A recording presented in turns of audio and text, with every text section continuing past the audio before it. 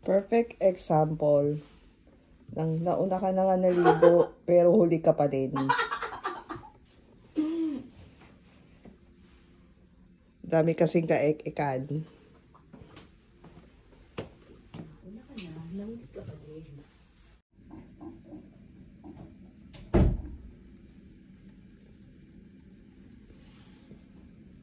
Isa? Sa akin yung isa, sa'yo. Ito kukunin ko. Oh, ito na yung Koreanang naligo ng maaga pero late pa din. Wow! Outfit check! Wow! Wow! Ayos ba? Para si Madam, hindi daw nakabili. Okay. Ako lang yata ang Pilipino dito eh. Dapat practice natin yan. Okay. Sa 0, mamayang 11. Mas malamig. Magtutour kami ngayon sa Busan. Around Busan. Pupunta muna kami ngayon sa coffee shop para mag-breakfast. Hello. Hindi ako ng pasalubong. Hindi ko alam kung ano. Diba? May coffee din ako. Kasi naiwan yung bite sa dulo.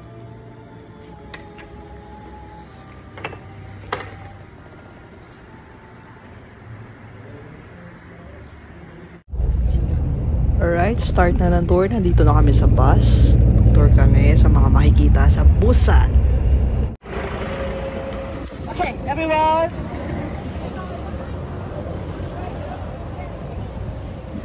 Okay, nandito kami sa Hongdae Beach Train. So, ito ang aming first stop sa aming tour. Kailangan mabilis ka maglakad dito. Ang hirap mag-video, baka madapa ka na lang. Sarap talaga pagka hindi cameraman, no? Naman kayo ng video.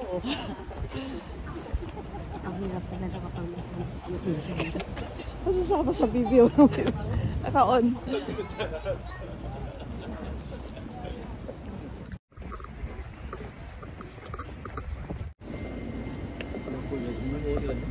Marami ka na rin mga madadaanan dito. May mga nagtitinda ng waffle, hotdog.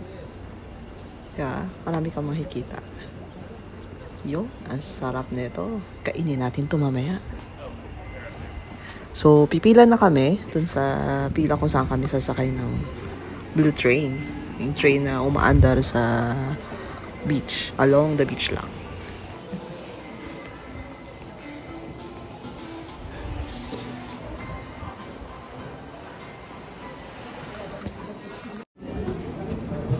Okay, eto sasakay na kami. At dahil hindi available yung mga maliliit na train, so medyo malaki tong train na sasakyan. Kaya halo-halo na kami dito. So, pesto-pesto na lang. Pwede ba dito? Dito ako. Patabi nga ako. I think for elderly. How is this? Ano sabi sa'yo? Sabi sa akin na tao doon. Ang nangyayari na ako.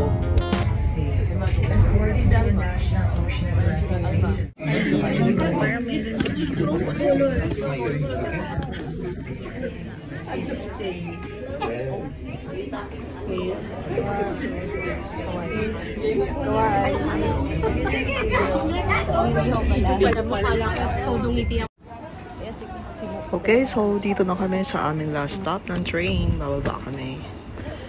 Eto, naglalahad kami sa Riles. Okay, next stop. Pupunta kami ng temple. Eto na. Look around. There are some interesting statues going on, right?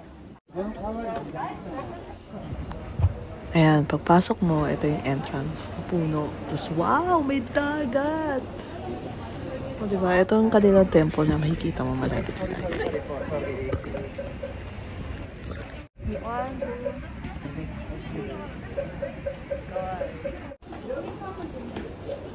So, heto, papasok muna kami. Magdadasal muna kami dito. Kailangan mong hubarin yung shoes. Amoy danggit. Amoy danggit, muklang.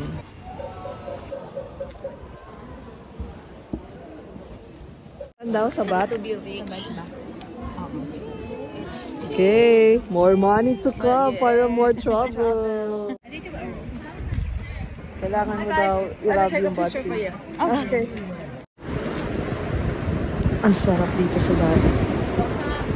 Ang linis-linis. Diba? Ang sarap nilinis. Ayan, syempre, ang aming signature pose. Okay. Dito daw kami magla-lunch. So, ito yung kakain ka ng mga seafoods by the beach. Pero hindi mura dito ah. Ang mahal. OMG. Pero sulit In the naman. background of the skywalk, which has been installed very recently. It's the newest and then longest skywalk, by the way. It's a really popular photo spot to the local people. And guys, just a sec. Okay, sandali lang daw at may nawawala. At heto na, kakain na kami!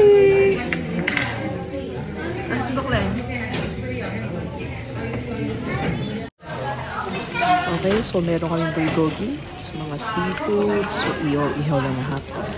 At hindi mawawala ang rice. Tapos, eto yung view mo, ano? So, ito pala binabayaran yung fee. Okay naman, masarap. Sulit. Saka at least wala ka sa Pinas habang kinakain mo ito. Sarap din itong mga shells. Lalagyan mo ng cheese. I like some cheese.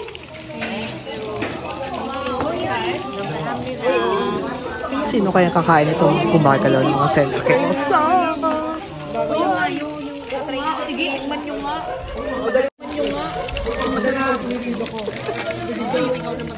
Sino kakain yan? Sa sobrang fresh. Gumagalaw pa sila habang hinihaw.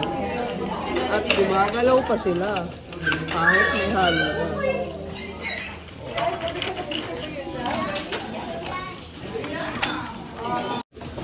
At heto na nga, titikman na ni Bae. Ano kaya? Lasa. Sabit? Sabit? Muna. Alright, heto muna sa amin day 2. Aming tour sa Busan. So, don't forget to hit like and subscribe in our channel para makapag-upload pa kami ng madami. Yung pusa,